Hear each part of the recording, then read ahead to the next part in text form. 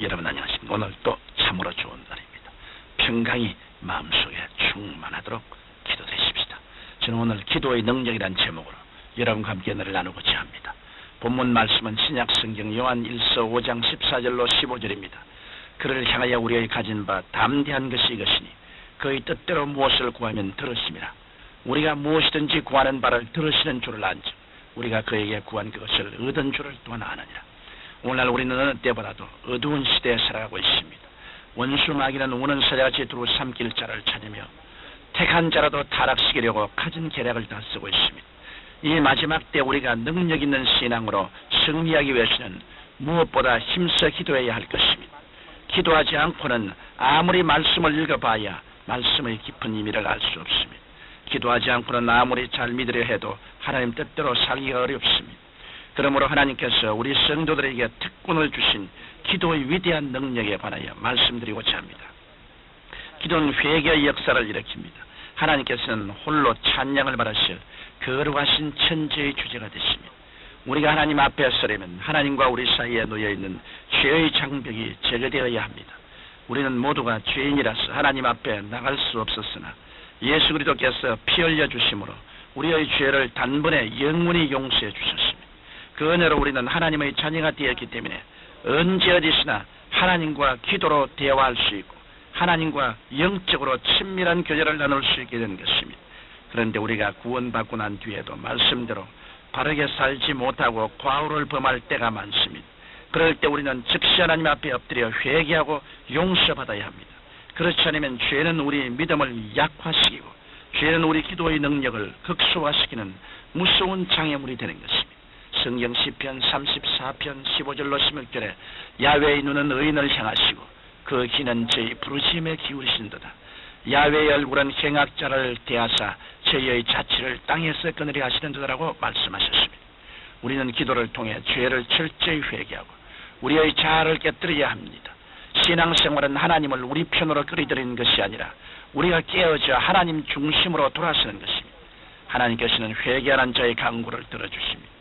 이러므로 여러분은 참된 회개의 기도를 통해 언제나 하나님 중심에 서서 하나님과 충만한 영적 교제를 유지하셔야 될 것입니다.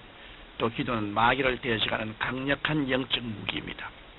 성경은 우리의 시름은 혈과 육에 대한 것이 아니요 정사와 권세와 이 어두움의 세상 주관들과 하늘에 있는 악의 영들에게 대함이라고 말씀하셨습니다. 이 같은 영적 전쟁에 사용되는 병기는 육신의 힘과 능력이 아니라 오직 영적 무기인 기도로 승리할 수 있습니다. 다니엘도 21일 동안 꾸준히 기도했을 때 공중에서 응답을 방해하던 악령들이 천사장 미카엘에게 쫓겨가고 하나님의 응답을 받았습니다.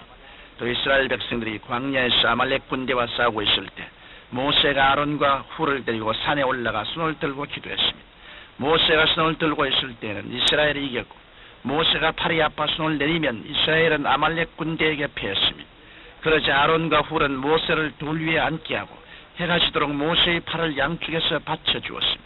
이스라엘은 아말렉 군대를 전멸시켰고 그들은 야훼 니시 승리의 깃발 되시는 하나님의 이름을 찬양했습니다.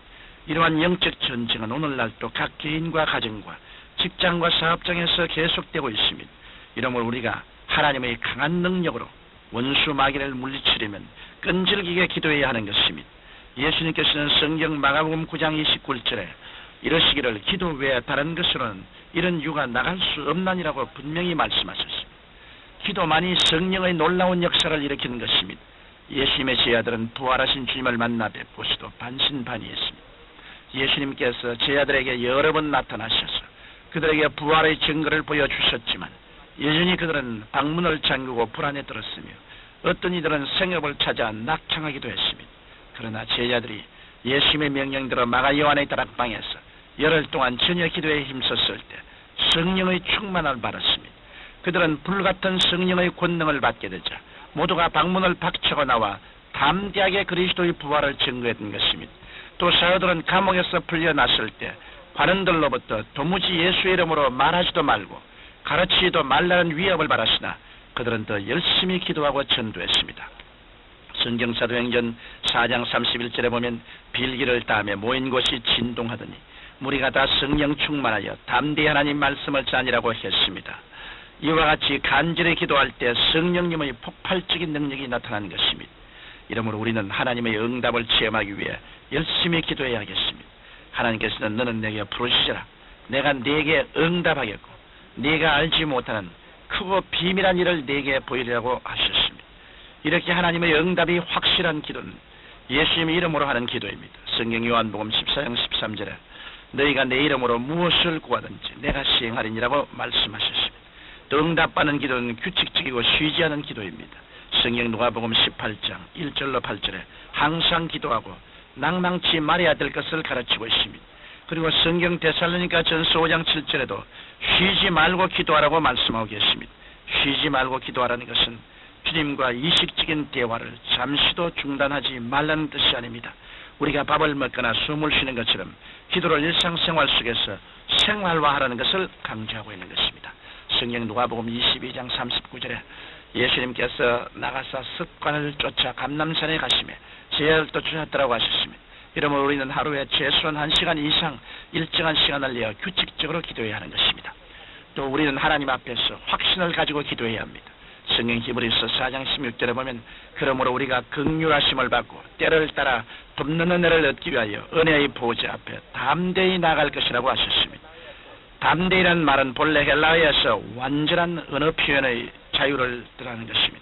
다시 말해 우리가 느끼고 생각하는 그대로를 정과하고 구체적으로 하나님께 아뢰라는 뜻입니다. 우리가 그리스도의 은혜를 확신하고 그 뜻대로 간구하면 하나님께서 때를 따라 풍성한 은혜를 내려주시는 것입니다. 사랑하는 청취자 여러분, 성경은 우리가 마땅히 빌 바를 알지 못하나 오직 성령이 말할 수 없는 탄식으로 우리를 위하여 친히 간구하시느니라고 하셨습니다. 이러므로 여러분이 모든 것을 주께 맡기고 성령 안에서 그의 나라와 의를 위해 뜻대로 간구하시면 하나님께서 반드시 응답해 주십니다. 기도는 하늘 문을 여는 열쇠이기 때문입니다.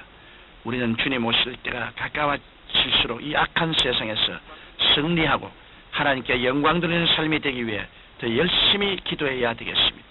하나님 아버지요, 오늘날 교회도 있고 설교도 좋고 성도들도 많이 참석하나 너무나 기도가 메말라서 생수가 메말라버리고 있습니다. 우리 아버지 하나님이시여, 기도하지 않고는 성령의 생수의 강이 절대로 흐르지 않습니다. 이러므로 우리 모두 다 말씀으로 충격을 받고 기도하지 못한 죄를 회개하고 하루에 적어도 1시간 이상씩 주님 앞에 엎드려 정규적으로 기도하는 우리들이 다 되게 도와주시옵소서. 기도 용사들이 되어 하늘나라를 이 땅에 이루게 하옵소서. 예수님 이름으로 기도드리옵나이다. 아멘.